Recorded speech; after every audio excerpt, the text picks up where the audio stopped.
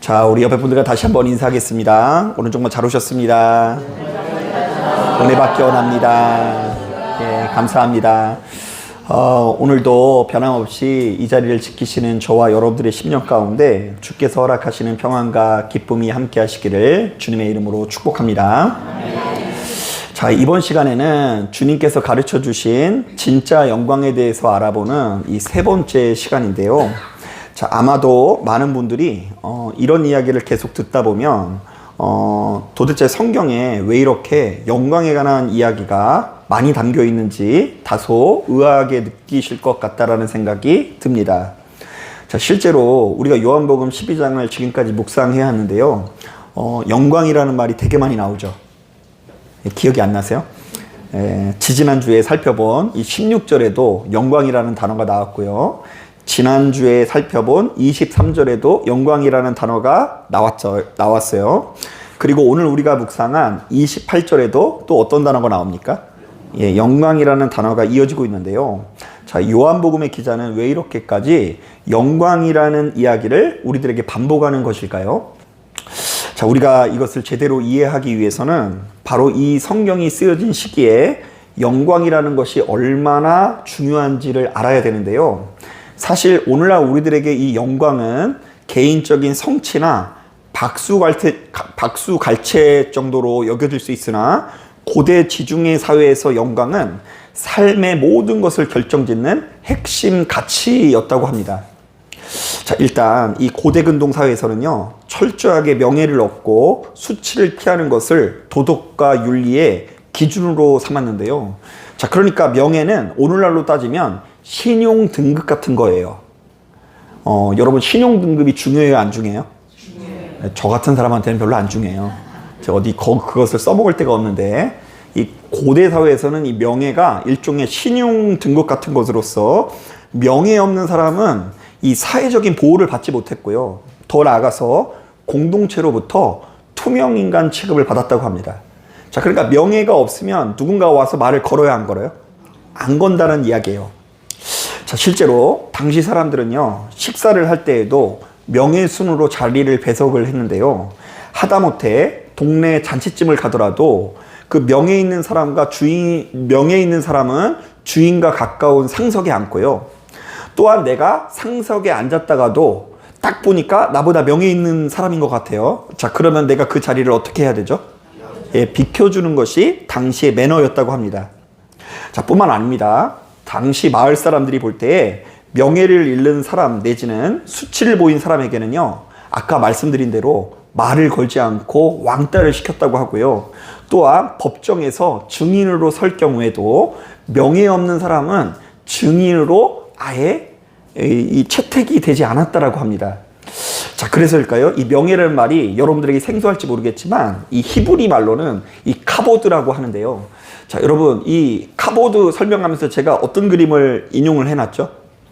예, 돌이에요. 이게 본디 무겁다라는 뜻으로서 당시 사람들은 누군가가 영광스럽다라는 것은 그 사람의 존재감이 어떻다라는 거죠? 무거웠다, 묵직하다, 뭐 이런 의미로 해석을 했다고 합니다. 자, 그런가 하면 이 헬라어로 명예는 독사라고 하는데요. 이것은 본래 의견이나 평판이라는 뜻으로서 타인이 나를 어떻게 생각하느냐가 곧 나의 영광이라는 의미가 담겨 있다고 합니다. 자, 그러니까 고대 사회에서 영광이 중요해요, 안 중요해요? 중요해요. 자, 그러면 여기서 한 가지만 더 보태볼게요. 여러분 좀 힘들더라도 들어보세요. 게다가 당시 사람들은요, 여러분 세상의 자원이 지금 한정되어 있는 것처럼 영광도 한정되어 있다라고 여겼는데요. 자, 그러니까 누군가 한 사람이 영광스럽기 위해서는 다른 한 사람은 어떻게 해야 되죠? 수치를 당해야 돼요. 자, 그러니까 이것은 어떻게 설명할 수 있냐면요. 지금 내가 누군가랑 펜싱 경기를 해요. 그럼 내가 이기면은 나는 영광스럽고 진 사람은 어떻게 되죠? 수치스러워요. 그래서 당시 사람들이 생각하는 사고관 자체가요, 이긴 사람은 영광스럽고 진 사람은 수치스럽다라는 이런 세계관을 가지고요, 공적인 자리에서 논쟁을 하면서 상대의 명예를 뺏고 자신의 영광을 드높이는 일에 사활을 걸었다고 합니다. 자, 그러니까 여러분 오늘 식사하면서 분명히 옆에 있는 사람이랑 뭘 할까요? 대화를 하죠. 근데 대화를 할 때 지면 돼요, 안 돼요? 지면 안 돼요. 지면은 안 되는 이유가 뭐냐면 내가 상대방한테 그 대화 가운데 지면은 수치스러워지고 내가 그 상대를 꼼짝 못하게 하면은 내가 명예로워지기 때문에 이 사사로운 대화에서도 명예 있는 사람이 되기 위해서 노력하는 것이 당시 사람들의 피곤한 습성이었다는 거예요. 자, 그렇다면 바로 이런 배경 가운데 지금껏 우리가 살펴본 이 성경의 내용은 참으로 정신 나간 소리처럼 들릴 수 있는데요. 가령 우리가 지지난주에 세상의 영광은 높아지는 거지만 하나님께서 우리에게 요구하시는 영광은 낮아지는 것이라고 했죠. 여러분, 세상은 과거 급제를 꿈꾼다는 거 기억이 나세요? 잘은 모르겠지만 그 그림만 기억나죠. 과거 급제하는 거, 사법고시 패스하는 거, 부동산 대박나는 거, 이런 것을 영광이라고 생각하지 않습니까? 자, 그런데 우리는 그에 반해서 십자가의 길을 걸어가야 된다고 하는데 이것 자체가 정말 이해하기 어려운 일일 수 있습니다. 또한 여러분, 지난주에는요, 유대인들이 가지고 있는 자부심을 벗어버리고 죽어질 때에 더 많은 헬라인들에게 복음이 전해질 수 있다는 메시지를 들은 적이 있죠. 자, 유대인들은 자신들이 더 거룩하다라고 생각하는 이 자부심으로 사는 사람이에요. 유대인들은 헬라인들보다 기도를 더 많이 해요, 안 해요? 더 많이 하고요. 성경도 많이 보고요. 당시 이 교회를 이끌어가는 지도자 중에 지도자라는 자부심으로 살아가는 사람들이에요. 자, 그런데 너희가 유대인이 그 자부심을 가지고 그 자리에 계속 있으면 더 많은 열매를 맺을 수 없고, 유대인들이 낮아져서 죽어지면 30배, 60배, 100배로 열매를 맺을 수 있다는 이야기가 이 주님께서 요구하시는 영광이라는 것입니다. 자, 그런데 오늘 본문에는 여기에 더해서 도무지 이해하기 어려운 메시지가 또 하나 전개되고 있는데요. 결론부터 말하면 나는 하기가 싫고 피하고 싶더라도 하나님께서 명령하신 길을 걸어갈 수 있는 헌신과 수고야말로 진짜 영광이라고 말합니다. 자, 그러니까 내가 가고 싶은 길은 저쪽인데, 내가 가고 싶은 길이 저쪽일지라도 하나님께서 이쪽으로 가라고 명령하시면 내가 가려고 하는 길이 아니라 하나님께서 가라고 하는 길로 가는 것이 영광이라고 말합니다. 자, 이게 도대체 무슨 말일까? 자, 우리 다 같이 27절부터 28절 보면 이것이 잘 나와 있는데요. 자, 우리 같이 한번 총기를 가지고 읽어봅니다. 27절, 28절 시작. 지금 내 마음이 괴로우니 무슨 말을 하리요? 아버지여, 나를 구원하여 이때를 면하게 하여 주옵소서. 그러나 내가 이를 위하여 이때에 왔나이다. 아버지여, 아버지의 이름을 영광스럽게 하옵소서 하시니 이에 하늘에서 소리가 나서 이르되 내가 이미 영광스럽게 하였고 또다시 영광스럽게 하리라 하시니. 자, 여러분, 우리가 절대로 오해하지 말아야 되는 것이 있는데요. 여러분, 예수님께서는 하나님의 아들이시잖아요. 자, 그런데 하나님의 아들이신 예수께서는 십자가를 걷는 게 힘들었을까요? 아니면 쉬웠을까요? 예. 그 어떤 고민이나 갈등 없이 아주 순조롭게 손쉽게 이 십자가의 길을 걸었다고 오해해서는 안 됩니다. 자, 육신의 옷을 입고 계신 주님께서도 십자가의 길은 참으로 피하고 싶은 길이었는데요. 자, 실제로 이 본문에 나와 있는 이 마음이 괴롭다라는 표현에는 헬라어로 타라소라는 단어가 쓰였는데요. 제가 어려울까봐 친히 적어놨어요. 자, 그런데 이 말은 그냥 기분이 조금 우울하다거나 걱정된다라는 수준의 표현이 아닙니다. 자, 잔잔하던 물결에 큰 돌이 던져져서 바닥까지 뒤흔들리고 소용돌이 치는 상태, 혹은 폭풍우가 몰아치는 이 내면의 동요를 의미합니다. 자, 그러니까 십자가의 길을 걸어가시기 전날 밤 예수께서 힘이 드셨다라는 거예요? 안 드셨다라는 거예요? 힘이 드셨다라는 이야기예요. 자, 그러니까 예수님의 이 십자가는 그토록 피하고 싶을 만큼 영혼 밑바닥을 뒤흔드는 가장 고통스럽고 두려운 길이었다라는 것입니다. 자, 그렇기 때문에 주님께서는 아버지여, 나를 구원하여 이때를 면하게 하여 주옵소서라고 하시면서 당신의 연약함과 괴로움을 솔직하게 털어놓으십니다. 자, 하지만 여러분, 바로 이 지점에서 주님의 위대하심이 드러나는데요. 자, 우리 같으면 그 내면의 소용돌이에 압도되어서 그 길을 갈 것 같아요? 안 갈 것 같아요? 별로 나에게 이득이 되는 것도 없으니까 안 갈 것 같죠. 그런데 곧바로 기도의 방향을 바꾸십니다. 그러나 내가 이를 위하여 이때에 왔나이다. 내가 십자가를 짊어져야지만 많은 사람들이 구원을 받는 것이 분명하오니 아버지여, 내가 그 길을 가겠사오니 아버지의 이름을 나를 통해서 영광스럽게 하여 주옵소서. 자, 사실 여러분 이 같은 흐름이 너무 재미없게 느껴질 수 있는데요. 사실 여러분 오늘날 이 시대의 흐름을 보면 가면 갈수록 자기 자신의 뜻과 생각이 중요하지 않습니까? 자, 그 어떤 권위에도 굴하지 않고 자기 하고 싶은 대로 살아가는 것이 가장 멋진 삶으로 여겨지는 것이 사실이에요. 제가 가지고 있는 유일한 취미 중에 하나가 뭐냐면, 저는 툭하면 그 책 파는 데 있잖아요. 서점. 그 대형 서점에 가가지고 이제 어떤 책이 유행인가 이렇게 돌아보는 게 유행인데요. 그래서 제가 얼마 전에도 우리나라 광화문에 있는 가장 큰 서점에 방문했는데요. 때마침 제 눈에 이런 책들이 눈에 보이더라고요. 여러분 졸지 않게 하려고 제가 별수를 다 쓰죠. 네, 그렇죠. 지금 이제 벌써 이렇게 피곤해하시면 안 됩니다. 일주일에 한 번 예배드리는 힘으로 살아가는데 눈꺼풀이 무거워지면 안 돼요. 이 성경의 메시지를 제가 어떻게 해석하는지를 따라오셔야 돼요. 그 책에 봤더니요, 이런 책들이 있더라고요. 나는 나로 살기로 했다.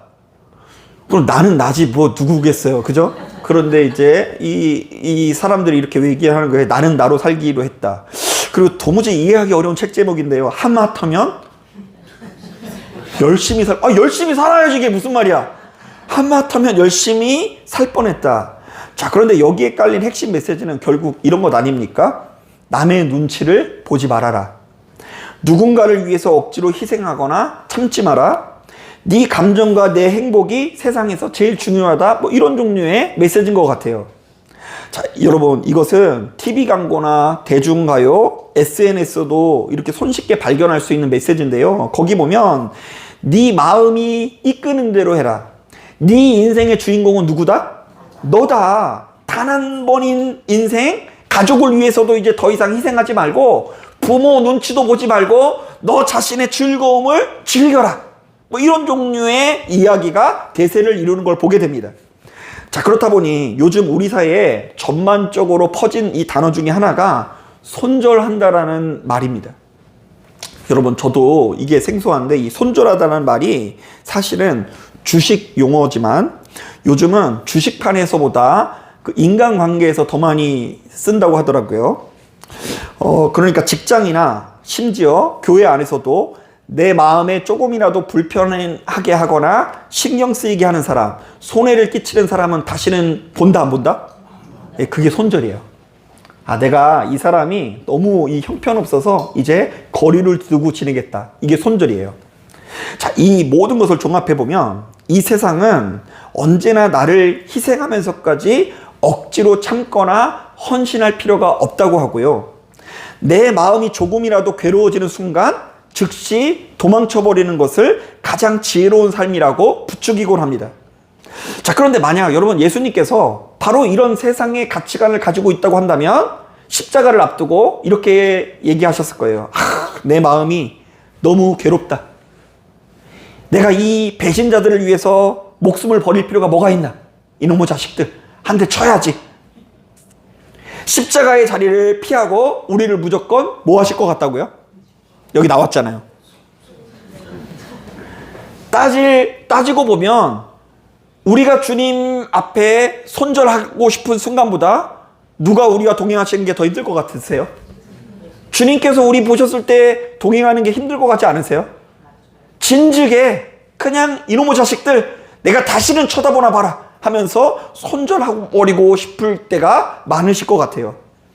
자, 여기서 우리는 세상의 영광과 주님의 영광이 얼마나 극명하게 차이가 나는지를 다시 한번 깨닫게 되는데요. 이 세상은 철저히 내 뜻을 관철시키고 그리고 내 마음이 편해지고 내가 하고 싶은 대로 살아가는 것을 영광이라고 부릅니다. 그래서 이제는 결혼을 안 하고 싶으면 안 해도 돼요. 애를 굳이 낳아야 돼요? 안 낳아야 돼요? 낳아야 돼요. 옛날 분이라 그래요. 옛날 분. 요즘에는 뭐 안 나고 싶으면 안 나도 되는 거예요. 하지만 주님께서는 내 뜻을 꺾고 비록 내 마음이 괴로울지라도 아버지의 뜻에 순종하는 것을 진짜 영광, 카보드, 무게 있는 삶이라고 말합니다. 이른바 내가 하기 싫고 피하고 싶은 바로 그 사명의 자리에서 도망치지 않고 아버지여 그럼에도 불구하고 누구의 뜻대로 하겠습니다? 아버지 하나님의 뜻대로 하겠습니다. 나로 하여금 영광스럽게 하옵소서 하고 눈물로 엎드릴 때 내가 하고 싶은 그 무엇인가를 꺾을 때 주님께서 우리에게 말씀하실 겁니다. 한번 따라해 보겠습니다. 내가 이미 너를 영광스럽게 하였다. 그런데 여러분 참 아이러니하게도 역설적이게도 온갖 이기적인 문화가 지배하고 있는 이 세상에서도 사실 가슴속 깊은 곳에서는 나를 꺾고 남을 위해서 희생하는 삶이 얼마나 위대하고 영광스러운지 알아요, 몰라요? 이 세상도 알아요. 그 대표적인 예가 그 얼마 전 1000만 관객의 눈물샘을 자극했었던 그 국제시장이라는 영화인데요. 잠이 깨세요? 목사님이 참 노력 많이 하죠. 그 영화 한번 봐보세요. 이 영화에 보면 지금 이 주인공이 나와 있는데요. 이 황정민 씨가 덕수인데요. 이 덕수에게 간절한 꿈이 하나가 있습니다. 자, 그는 이 선장이 되고 싶었고 실제로 열심히 공부를 해서 해양대학교에 합격까지 합니다. 자, 그러면 요즘 시대의 가치관이라고 한다면 이 사람은 자기의 꿈을 이루기 위해서 가족을 희생시켜서라도 어디를 가야 돼요? 해양대학교에 입학을 해야 돼요. 자, 그런데 이 덕수는 동생의 학비와 남은 가족들의 생계를 위해 그 합격증을 포기합니다. 대학은 안 가요. 여러분 만약 그런 아들을 보면은 속이 터질 것 같죠? 아들이 자기의 꿈을 이렇게 쫓지 않고요. 그 대학교를 포기하고 말도 통하지 않는 독일의 지하 1000m 탄광으로 들어가서 석탄을 캐고요. 나중에는 총알이 빗발치는 베트남 전쟁까지 가서 자원을 하게 됩니다.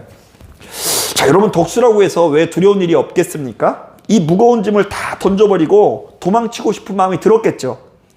하지만 그럼에도 불구하고 이 덕수는 끝까지 그 고통의 자리를 지켜내는데요. 왜냐하면 가장으로서 자신의 가족을 지켜야 한다라는 사명감이 있었기 때문입니다.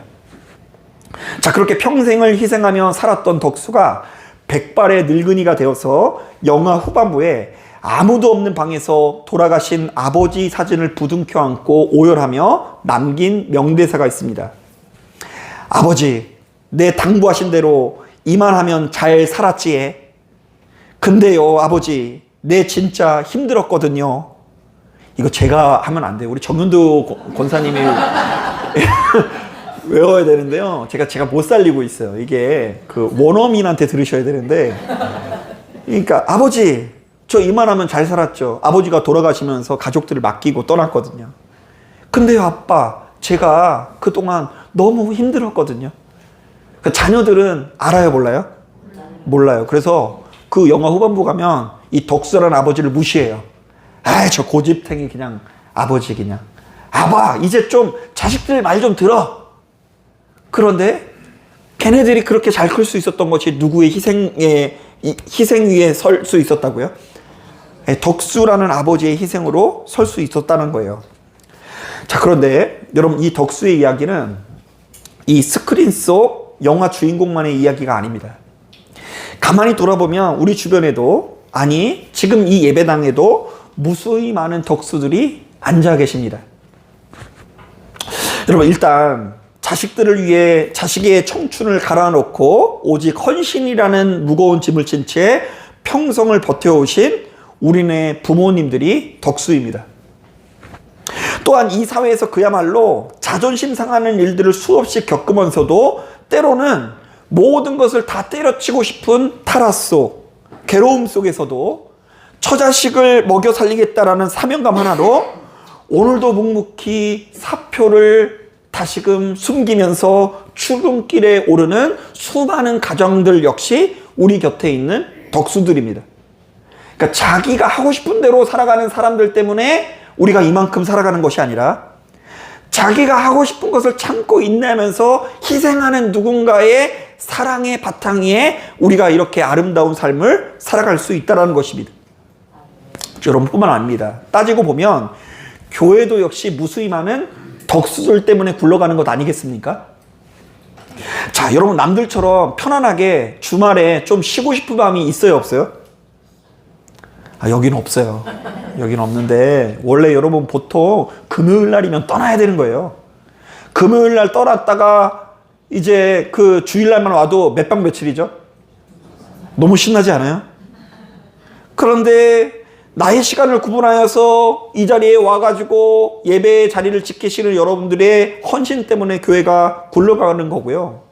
또한 여러분 이 교회는요, 이 교회를 올 때 외로워서 와요, 사랑받기 위해서 와요, 이러면 천만의 말씀입니다. 더 상처받을 수 있어요. 교회에 그렇게 좋은 사람 없어요. 교회에 뭐 다들 각자 살기 바쁠지 뭐 나를 위해서 희생하는 사람, 그런 사람 없어요.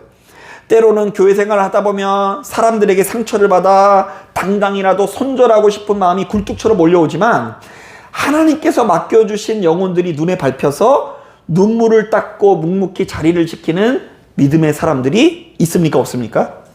있으니까 돌아가는 거예요. 여러분, 저도 목회를 하면 할수록 이와 비슷한 감정을 느끼는데요. 제가 신학교에 입학한 지 얼마 안 돼서 한 은퇴 목사님이 저희 학교에 오셔서 이런 설교를 하신 적이 있습니다. 여러분, 목회자는 크게 성취하는 자리가 아니라 아주 오랫동안 버티는 자리입니다.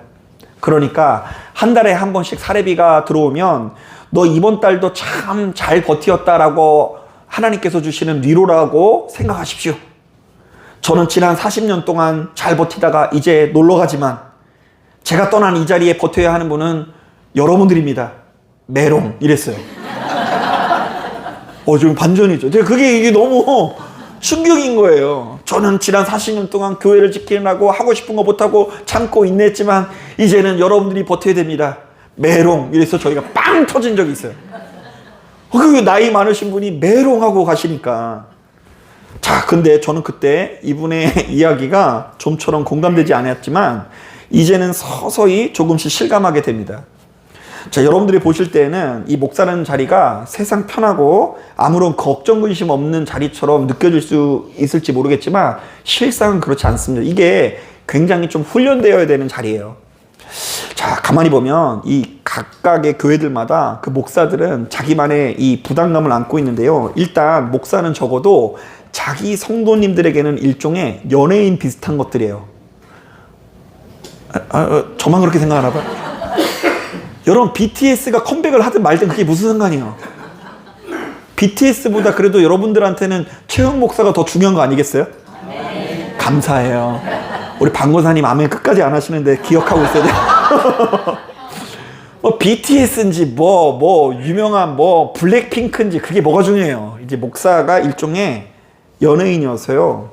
수시로 누군가의 입방아에 오르는 것이 이게 직업인데요. 그래서 지금 제가 전하고 있는 이 설교도 여러분들은 이것을 평가하기 십상이고요. 저의 어떤 작은 언행 심사까지 누군가의 평가를 받기 마련입니다. 그래서 여러분 이거 알려면 동네 찜질방 가보시면 알아요. 찜질방에서 자기들끼리 조용히 말한다고, 야 이거 너만 알고 있어? 야 우리 목사님이 그랬대 뭐 이러는데 거기서 울려가지고 에코가 돼가지고 서로 이렇게 욕하고 있는 모습이 이제 보게 됩니다. 또한 여러분 본디 이 사람이라는 존재는 자기중심적이어서 눈앞에 서 있는 목사가 별로 해주는 것도 없는데, 특히 저는 따로 여러분들이랑 같이 식사하는 사람들이 별로 없어요. 누가 부르면 나가지만 제가 먼저 불러서 식사하는 경우가 거의 없어요. 이게 제가 오랜 목회 경험을 통해서 얻어낸 노하우인데, 그런데도 불구하고 어떤 분들은 너무 고마워해요. 해드리는 것도 없는데 고마워하시는 분도 있는데, 또 어떤 분들은요 그냥 툭하면 서운함을 느끼시는 분들도 굉장히 많아요. 그러니까 내가 저 목사님한테 미안한 거 이런 거 없어요. 저 목사는 예수님 같은 사람이니까 나한테 뭔가 헌신하고 사랑해줘야 되는 존재예요. 아빠 같은 존재예요. 그런데 그렇지 않다고 느낄 때에 서운함을 느끼기 십상이에요. 다 이뻐하시지만 누구만 안 이뻐한다고요? 네. 그러니까 여러분 그냥 알고 계세요. 저 그냥 모두가 다 안 이쁘다고 생각하는 목사라고 알고 계세요. 괜히 누구만 이뻐한다라고 생각하는 목사라고 하면 상처를 많이 받으니까 그냥 목사님이 사랑이 부족해서 모두 다 안 이뻐하는 목사인가 보다 이렇게 생각하시면 돼요. 자, 그런데 여러분 진짜 괴로운 것 중에 하나는요, 사람들의 반응이 아니라 어떤 목사든 간에 자신이 섬기는 교회가 참 좋은 교회가 되었으면 좋겠다라는 간절함이 있거든요. 그런데 왠지 지금 이 교회가 침체에 빠지는 것 같고 갈수록 그 힘을 잃어버리는 것 같고 뭔가 하나님 앞에서나 사람 앞에서 초라하게 여겨지는 것 같으면 그것 자체가 큰 압박이 되고 엄청난 초조함이 되기도 합니다. 오늘은 그래도 여러분 평상시에 오시던 만큼 예배당에 사람들이 와서 다행인데 사람이 이 중에서 절반이 안 나온다. 그러면 여러분 사람 숫자는 중요한 것이 아닙니다 라고 말할지라도 신경을 쓸까요? 안 쓸까요? 네, 써요. 이거 왜 조금 안 나올까? 겉으로는 숫자가 중요한 것이 아닙니다 라고 했는데도 불구하고 숫자가 중요한 게 목사예요. 그래서 여러분 제가 요즘에는 이 해석의 지평이 좀 넓었는데요. 여러분 어떤 교회를 갔는데 그 교회 목사님이 자꾸 헌금 강요해가지고 상처받으셨다면서요. 자, 그런 얘기 되게 많이 들어요. 그런데 요새는 제가 그런 얘기를 들으면 어떤 생각이 드냐면 옛날에는 저도 많이 욕했는데 아이고 그 교회가 빚이 많아서 목사님이 초조한가 보다 이렇게 생각을 해요. 빚이 많아서 초조해서 그런가 보다. 그러니까 나는 빚을 너무 지나치게 많이 만들면 안 되겠다 이런 생각을 갖기도 하고요. 빚도 없는데 돈 얘기하는 건 진짜 나쁜 놈인가 보다 이렇게 생각을 하기도 합니다. 그리고 또 어떤 교회 갔는데 최근에 어떤 분이 그러시는데 이렇게 교회를 이렇게 나갈 수가 없어서 가까운 어떤 교회를 갔는데 아멘 소리가 작다고 하면서 너무 화를 내시더래요. 그래요. 제가 그 얘기를 듣고 아이고 목사님이 오늘 설교 시간이 지루할까봐 초조하신가 보다 이렇게 느껴요. 왜냐하면 제가 그렇게 느끼기 때문이에요. 그 성도들의 반응이 있거나 은혜를 받는 것 같을 때는 세상 신나지만 반응이 없는 것 같고 항상 내 뜻대로 흘러가지는 않거든요. 이게 아무리 말씀을 열심히 전해도 이게 뭐가 전해지지 않는 것 같을 때 힘들어지는 것이 사실이에요. 그리고 한 번은 어떤 성도님이 이런 이야기를 해주시더라고요. 제가 목회자 입장에서 해석해 주는 거예요. 통변해 드리는 겁니다. 일전에 어떤 교회를 다니시는데 그 교회에 이런저런 명백한 문제가 보여서 목사님께 이것도 고치고 저것도 고치면 좋겠다라고 이렇게 이야기를 했대요. 성도님들 다 있는 앞에서. 우리 교회 다 좋은데 이것도 문제고요. 저것도 문제고요. 이것도 고치고 저것도 고쳐야 되고 그랬더니요. 그 뒤로 목사님이 삐져가지고 눈도 안 마주치고 그리고 성도님들도 화가 나가지고 그 사람을 약간 따돌렸대요. 그래서 너무 속상해서 교회를 옮기셨대요. 자, 물론 그 교회 성도님들도 그렇고 목사님도 그렇고 실수한 부분도 있지만 솔직히 그 교회의 마음을 어느 정도는 이해를 합니다. 자, 왜 그런지 한번 들어보세요. 여러분 제가 과거에 이 교회를 좀 세웠다고 하니까 어떤 큰 교회 장로님이 오셔가지고 그 축복 기도를 해주신 적이 있어요. 그런데 이 장로님이 이렇게 기도를 해주시더라고요. 여러분 같이 있을 때 이런 기도를 했다고 생각을 해보세요. 하나님, 다 쓰러져가는 이 예진교회 비록 지하에 있지만 함께하여 주시옵소서. 하나님께서 축복해 주셔서 번성하여 주시옵소서. 이 교회는 비록 성도들도 별로 없고 짓거리만 하고 헌신도 부족하지만 성장의 축복을 주시옵소서. 이 교회 담임 목사도 이제 부르심을 받아서 경험도 부족하고 영적인 능력도 부족하지만 복의 복을 더하사 지금보다 갑절로 성장시켜 주시옵소서. 악의는 있어요, 없어요? 악의는 없어요. 그런데 그 자리에 있는 사람들은 요즘 말로 킹 받는 거예요. 지가 뭔데 쥐꼬리만한 교회라고 표현을 해? 지가 뭔지 우리 목사님을 성장시켜달라고 해? 왜냐면 왜 이게 열받냐면은 그 사람은 모르는데 다른 사람들에게는 이 교회가 너무 소중하고 사랑하고 전부니까 그렇게 기도하면 열받는 거예요. 고마운 마음은 하나도 없고 뒤틀리는 거예요. 왜요? 교회를 아끼고 사랑해서. 이곳이 나의 전부이고 때로는 힘들지만 자식과 같은 교회여서 여러분들의 자식을 누군가가 생각해 주는 건 고마운데 와서 야 진짜 니네 아들 밴댕이 소갈딱지더라. 뭘 해도 안 되겠더라. 좀 그런 것들은 고쳐야 돼. 이렇게 얘기하면 분명히 진심인 거 알아도 기분이 좋아요, 안 좋아요? 안 좋은 것처럼 여러분 어떤 교회를 가든 간에 그 교회가 부족할지라도 그런 정서를 잘 아셔야 돼요. 나는 여기가 형편없어. 내가 이전에 다니던 데는 막 이렇게 대단한데 여기는 이렇게 형편없어요. 그래서 교인들을 앉혀놓고 여기 또 고쳐야 되고 저것도 고쳐야 되고 막 이렇게 얘기하면 탁월하십니다 이렇게 생각하지 않아요. 우리가 모르는 거 네가 알려줘서 너무 고마워 이렇게 생각하지 않아요. 그렇게 좋은데 계속 다니지 왜 여기 왔어? 우리는 여기가 전부야. 여기가 최고야. 이렇게 생각하는 정서가 있다라는 거예요. 내 자식이 아무리 못났어도 누가 안 좋게 말하면 기분 나쁜 것과 똑같은 거예요.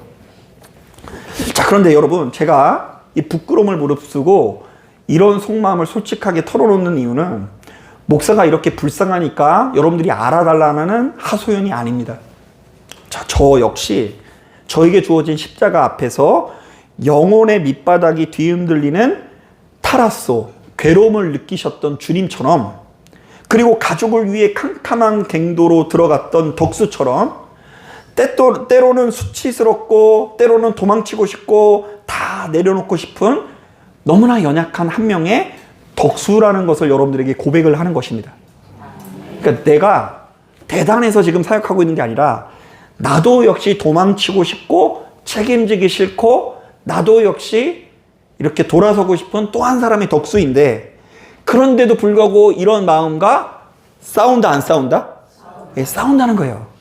그리고 그렇게 싸우는 것이 십자가인 거예요. 지금 내가 가고 있는 길이 너무 행복하고 즐거웠고 뭐 버라이어티하고 그냥 세상은 막 재미없는데 이곳이 너무 재밌어서 하는 게 신앙생활이 아니라, 이게 너무나 버겁고 힘겨운데도 불구하고 예수께서 십자가를 짊어진 것처럼 여러분들에게 맡겨주신 그 십자가를 끝까지 감내하기 위해서 싸우고 이기고 버티는 것이 주님께서 진짜 요구하시는 영광의 길이라는 것입니다. 아멘. 여러분이 가만히 보면 이 자리에 앉아있는 분들도 주님의 우리에게 맡겨주시는 영광을 누리기 위해서 얼마나 고생하는지 몰라요.